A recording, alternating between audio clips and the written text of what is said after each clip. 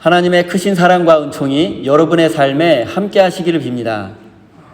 오늘은 별을 따라 걷는 삶이라는 제목으로 함께 하나님의 말씀을 나누겠습니다. 여러분 혹시 레떼의 강이라는 말 들어보셨습니까? 그리스 신화에 보면 죽은 사람이 하데스가 다스리는 지하세계로 가기 위해서 5개의 강을 건너야 합니다. 그 중에 하나가 바로 레떼의 강입니다.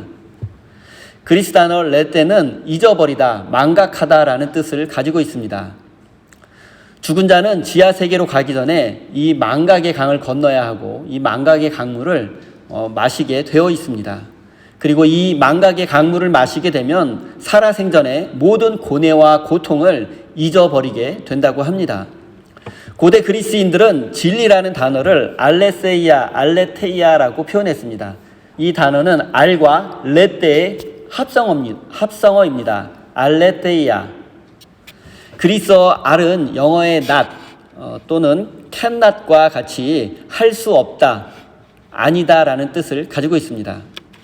그러니까 알레테이아라는 이 단어의 뜻은 잊을 수 없다, 잊을 수 없는 그 무엇이라는 뜻을 가지고 있습니다. 쉽게 말씀드리면 진리, 알레테이아는 죽어서도 잊을 수 없는 그 무엇이라는 뜻입니다. 고대 그리스인들은 망각의 강을 건너서 지하세계에 가더라도 잊을 수 없는 것을 바로 진리라고 생각했던 것입니다. 그리고 우리 그리스도인들이 천국에 가더라도 잊을 수 없는 것은 예수 그리스도가 우리의 구원자라는 사실입니다. 그리고 오늘 우리는 예수 그리스도의 오심을 기뻐하며 감사의 예배를 드리고 있습니다. 우리가 정신없이 삶을 살다 보면 레떼의 강을 건너기도 합니다. 그래서 예수 그리스도가 우리 인생의 참된 주인이시며 구원자라는 사실을 잊어버리고 살 때가 있습니다. 그리고 오늘 본문 말씀은 어떻게 하면 망각의 강을 건너지 않고 예수님을 주인으로 모실 수 있는지 그 방법에 대해서 말하고 있습니다. 그것은 바로 동방박사의 삶에서 우리가 배울 수 있습니다. 1절과 2절입니다. 헤롯 왕 때에 예수께서 유대 베들레헴에서 나셨다. 그런데 동방으로부터 박사들이 예루살렘에 와서 말하였다. 유대인의 왕으로 나시니가 어디에 계십니까? 우리가 동방에서 그의 별을 보고 그에게 경배하러 왔습니다. 마태복음 기자는 헤롯 왕이 다스리던 시기에 동방 박사들이 예수님을 경배하러 왔다고 말하고 있습니다. 헤롯 왕이 다스리던 시기라고 꼭 집어서 말한 이유가 있습니다. 왜냐하면 헤롯 왕이 다스리던 시기는 이스라엘이 절망과 어둠 가운데 있던 시기였기 때문입니다. 헤롯 왕은 유대인이 아닌 이둠의 족속에 속한 사람이었습니다. 그런데 그런 그가 유대인의 왕이 된 것입니다. 이둠의 사람들은 이스라엘이 로마의 속국이 되기 전에 이스라엘의 독립 왕조였던 하스모니안 왕조에 의해서 유대교로 강제 개종당한 사람이었습니다. 이둠의 사람들은 헤롯 왕의 아버지에 의해서 강제로 정복당했고 강제로 유대교로 개종당한 사람들이었습니다. 그런데 권모술수에 능한 헤롯이 로마 제국의 권력을 등에 업고 유대인이 아님에도 불구하고 유대인의 왕이 된 것입니다. 하지만 그는 이둠의 사람으로서 유대인의 왕이 되었기 때문에 늘 유대인들의 반란을 두려워했습니다. 그래서 자신의 권력에 위험이 되는 사람은 무자비하게 숙청했습니다. 그는 자신의 권력을 지키기 위해서 아내를 살해했고 아들까지도 살해한 잔인한 왕이었습니다. 당시 이스라엘은 로마 제국의 식민지였으며 잔인한 헤롯 왕의 지배를 받고 있었습니다. 그리고 이스라엘은 너무나 무기력한 상황이었습니다. 고통스러운 현실을 바꿀 힘도 바꿀 의지도 없었습니다. 그래서 그들은 하나님이 보내신 메시아가 오셔서 로마 제국을 무너뜨리고 그들의 앞잡이 헤롯을 심판해 주기만을 기다릴 수밖에 없었습니다. 또한 당시 고대 근동 지역에는 특별한 전설이 하나 있었습니다. 그것은 로마 동쪽에 있는 작은 나라에서 로마를 멸망시킬 위대한 왕이 태어날 것이라는 전설입니다. 그래서 당시 이스라엘 사람들은 메시아가 오시면 로마 제국을 무너뜨릴 것이라고 기대하고 있었던 것입니다. 마태복음 기자는 헤롯이 다스리던 이렇게 어두운 시대에 동방 박사들이 유대인의 왕으로 나신 예수님을 경배하러 왔다고 기록하고 있습니다. 이제 동방 박사들에 대해서 간단히 살펴보겠습니다. 여러분, 이 동방 박사는 헬라어로 마고스라는 단어입니다. 그리고 역사 속에서 동방 박사에 대한 최초의 기록은 주전 6세기 페르시아의 다리우스 황제 시기에 만들어진 베이수툰 비문에 동방 박사의 이야기가 기록되어 있습니다. 그리고 페르시아의 종교인 조로아스터교의 경전인 아베스타에도 동방 박사에 대한 이야기가 기록되어 있습니다. 이들은 이스라엘 동쪽 지역, 즉 페르시아에서 온 사람들이고 별을 연구하는 천문학자들이라고 말할 수 있습니다. 고대인들은 하늘에 떠 있는 별의 움직임이 이 세상의 역사와 인간의 운명 사이에 긴밀한 인과 관계가 있다고 믿었습니다. 그래서 별의 움직임을 연구하면 앞으로 일어날 역사적인 사건을 미리 알 수 있다고 생각했습니다. 21세기 과학의 시대를 살고 있는 현대인들에게는 미신과 같은 것으로 여겨지고 믿을 수 없지만 별을 연구하는 점성학은 당시 고대인들에게는 최고의 과학이었으며 별을 연구하던 동방 박사들은 자타가 공인하는 당대 최고의 지식인들이었습니다. 어느 날 그들은 밤하늘의 별을 연구하던 중에 유난히 밝은 별을 보게 되었습니다. 그리고 그 별을 보면서 뭔가 말로는 다 설명할 수 없는 매우 특별한 느낌을 받게 되었고, 새로운 세상을 건설할 위대한 왕이 태어날 것을 예감하게 되었습니다. 그리고 그들은 그 별을 따라서 장차 태어날 왕을 만나기 위해 그에게 선물을 드리고 경배하기로 마음 먹었습니다. 동방 박사의 입장에서 한번 생각해 보겠습니다. 그들은 평생토록 별을 연구했고 유난히도 밝은 새로운 별을 발견하게 되었습니다. 그리고 그 별을 따라가면 새로운 세상을 건설할 위대한 왕을 만날 수 있다는 사실을 깨닫게 되었습니다. 그래서 그들은 별을 따라 무작정 길을 떠나게 되었습니다. 하지만 그들이 가야 할 길은 적어도 1000km가 넘습니다. 사막과 광야를 건너야 했고, 목마름과 굶주림에 고통받아야 했고, 광야의 도적대의 위협도 감수해야만 했습니다. 그리고 여행 경비와 왕에게 드릴 선물, 황금과 유향과 모략을 준비하기 위해서는 엄청난 돈이 필요했을 것입니다. 어쩌면 그들은 자신들의 전 재산을 팔아 여행 경비와 선물을 마련하는데 충당했을지도 모릅니다. 동방 박사들이 이처럼 전 재산을 팔고 목숨까지 걸어가며 새로운 왕을 찾아 길을 떠난 이유가 과연 무엇이겠습니까? 그것은 그들이 그 별 속에서 진리를 발견했기 때문입니다. 렛대의 강을 건넌다 할지라도 잊을 수 없는 진리를 발견했기 때문입니다. 그래서 그들은 모든 것을 내려놓고 별을 따라 여행을 시작할 수 있었던 것입니다. 사랑하는 성도 여러분, 여러분은 렛대의 강을 건넌다 할지라도 잊을 수 없는 진리를 발견하셨습니까? 그 진리가 바로 예수 그리스도라는 사실 잊지 마시기 바랍니다. 이제 모든 것을 내려놓고 별을 따라 여행을 시작한 동방 박사들이 예루살렘에 도착해서 헤롯 왕을 만난 장면을 살펴보겠습니다. 그들은 먼 동쪽에서 오랜 시간 별을 따라왔습니다. 그런데 예수님이 태어나실 베들레헴이 아니라 예루살렘에 도착하게 된 것입니다. 분명히 끝까지 별을 보고 쫓아갔다면 예루살렘이 아니라 베들레헴에 도착했어야 합니다. 베들레헴과 예루살렘의 거리는 약 8km 정도로 매우 가깝습니다. 그러니까 동방 박사들은 약 1000km 정도를 별을 보고 정확하게 따라온 것입니다. 그런데 목적지를 앞두고 마지막 8km 앞에서 밤하늘의 별을 놓치고 만 것입니다. 그래서 그들은 그들의 상식과 지식에 근거해서 예루살렘으로 갔습니다. 왜냐하면 유대인의 왕, 새로운 왕은 누가 뭐래도 예루살렘에서 태어난다고 생각했기 때문입니다. 당시 예루살렘은 이스라엘에서 가장 화려하고 번성한 도시였습니다. 그러니 새로운 왕은 그곳에서 태어날 것이라고 생각했던 것입니다.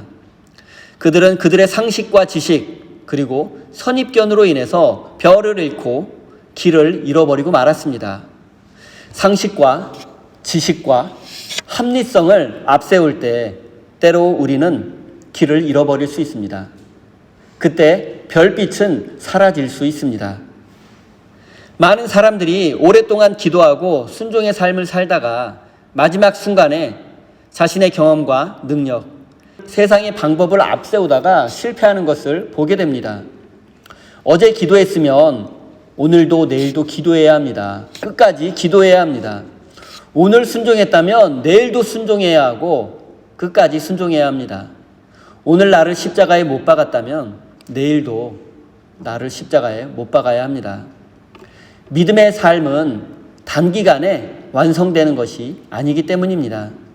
사랑하는 성도 여러분, 끝까지 별을 따라가십시오.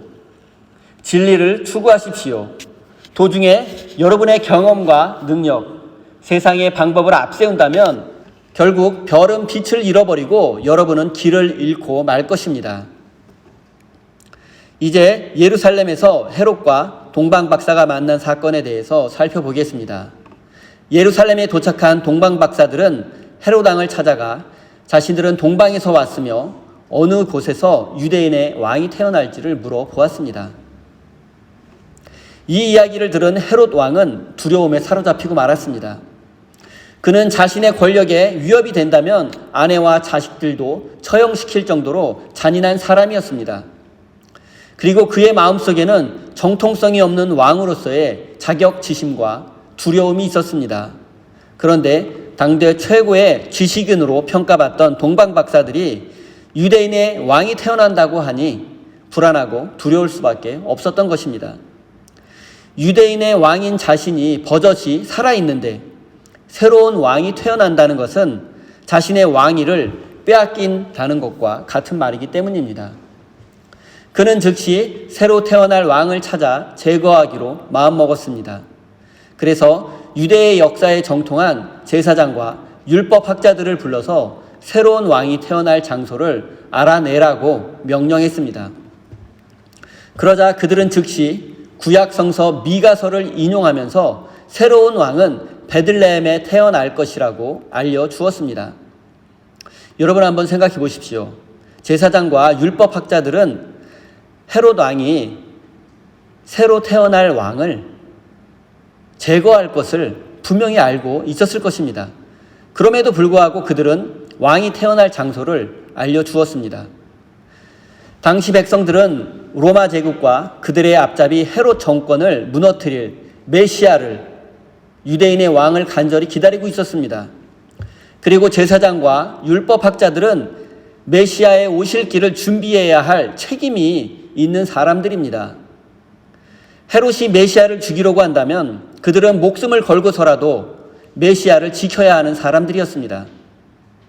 하지만 그들은 헤롯의 부역자가 되어서 메시아와 백성들을 배반했습니다. 오히려 그들은 권력자의 편에 기생하는 초라한 인생을 선택했습니다. 결단을 요구받는 상황에서 때로 우리가 위험을 무릅쓰지 않는다면 우리는 결코 진리의 사람이 될 수 없습니다. 이들은 진리를 잃어버리고 망각의 강을 건너서 메시아를 기억하지 못했습니다. 진리를 기억하지 못했습니다.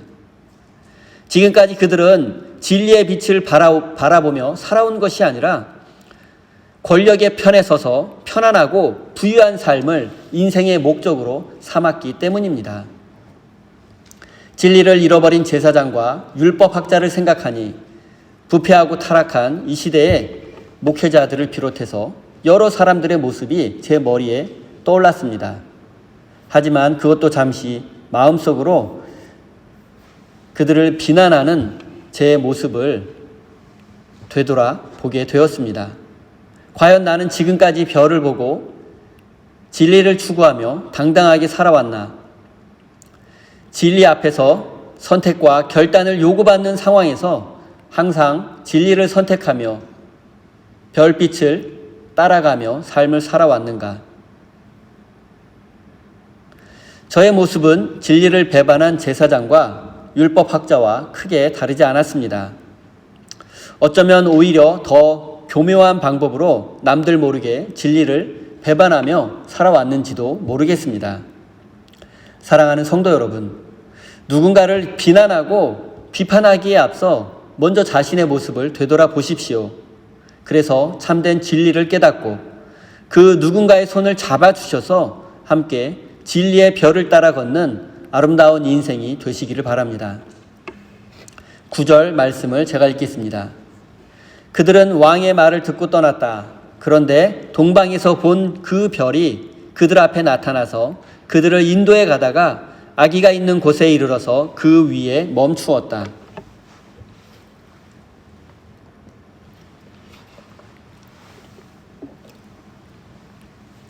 동방 박사들은 화려함과 권력의 정점에 있었던 예루살렘을 떠나 메시아가 태어날 곳을 향해서 다시 길을 떠나게 되었습니다. 그런데 그들 앞에 처음 동방에서부터 여기까지 그들을 인도해 왔던 별을 다시 보게 되었습니다. 마태복음 기자는 그 별이 그들 앞에 나타났다고 기록하고 있습니다. 동방 박사들은 상식과 세상의 방법으로 메시아를 찾으려고 했을 때 길을 잃고 말았습니다. 하지만 그들 앞에 다시 진리의 별이 나타나게 되었고 이번에는 그들이 별을 따라간 것이 아니라 별이 그들을 인도했다고 성경은 기록하고 있습니다. 그리고 그들은 결국 새로운 왕, 아기 예수님을 만나게 되었습니다. 동방 박사들은 진리의 별을 보았고 다시 길을 떠났습니다. 그리고 진리를 깨달은 사람은 믿음의 모험을 하게 됩니다. 어떤 이들에게는 우리의 믿음이 어리석어 보일 수도 있습니다. 우리는 그들에게 논리적으로, 과학적으로 우리의 믿음을 설명하고 증명할 길은 없습니다. 다만 우리가 깨달은 것은 별을 본 사람은 길을 떠나고 진리를 깨달은 사람은 하나님 나라를 위한 모험을 시작할 수밖에 없다는 것입니다. 동방 박사들은 처음에 별을 따라 길을 나섰습니다. 하지만 어느샌가 그 별이 자신들을 인도하고 있다는 사실을 깨닫게 되었습니다. 그들은 잠시 별을 놓치고 길을 잃어버리기도 했지만 그들은 끝까지 별을 바라보았습니다. 그리고 그 별의 인도를 따라서 메시아를 만나게 되었습니다. 사랑하는 성도 여러분, 별을 바라보십시오. 그리고 그 별을 따라 하나님 나라를 향한 새로운 모험과 도전을 시작하십시오. 때로는 넘어지고 쓰러지고 길을 잃을 수도 있지만 결국에 우리는 하나님을 만나고 구원의 기쁨을 누리게 될 것입니다. 사랑하는 성도 여러분, 이제 여러분이 길을 잃고 방황하는 사람들에게 빛이 되어 주십시오. 그래서 그들을 진리의 길로 인도해 주십시오. 그들이 하나님을 만나고 구원의 기쁨을 누릴 수 있도록 그들에게 진리의 빛이 되어 주십시오. 사랑하는 우리 세임교회 성도 여러분, 이제 여러분은 누군가의 별이 되어 주어야 합니다. 동방 박사들을 아기 예수님께로 이끌었던 그 별처럼 여러분이 이제 많은 사람들을 주님께로 인도하는 밝은 빛이, 밝은 별이 되어 주어야 합니다. 사랑과 헌신과 내려놓음을 통하여 빛나는 별이 되어 길을 잃고 방황하는 그런 사람들을 진리로 이끄는 하늘나라의 백성이 되시기를 예수님의 이름으로 간절히 축원드립니다. 기도하겠습니다. 하나님, 삶의 모든 것을 내려놓고 진리의 별을 따라 길을 떠난 동방 박사들처럼 우리의 모든 것을 내려놓고 예수님을 따라 좁은 길을 가는 믿음의 사람이 되도록 인도해 주십시오. 별을 따라 믿음의 길을 가다 때로 길을 잃을 수도 있겠지만 두려워하지 않고 다시 진리의 별을 보고 주님을 따라갈 수 있도록 지켜주십시오. 사랑의 하나님, 끝까지 별을 따라 걸었던 동방박사들처럼 우리도 두려움을 물리치고 하나님만을 바라보며 믿음의 삶을 살 수 있도록 인도해 주십시오. 또한 우리도 누군가의 인생에 별이 되어서 그를 진리이신 하나님께로 인도하는 삶을 살 수 있도록 은혜 내려 주십시오. 은혜로우신 하나님, 지금 이 시간 동방박사들이 기쁨으로 황금과 유향과 모략을 주님께 드렸듯이 우리도 기쁨과 감사의 마음을 담아 소중한 예물을 올려드립니다. 이 예물이 하나님께는 영광이 되며 많은 사람들을 진리의 길로 이끄는 세상의 빛이 될 수 있도록 은혜 내려 주십시오. 사랑하는 성도들의 건강과 안전을 지켜주시고 저들의 삶에 하나님의 평화와 기쁨이 샘솟듯 넘쳐날 수 있도록 은혜 내려 주십시오. 예수님의 이름으로 기도드립니다.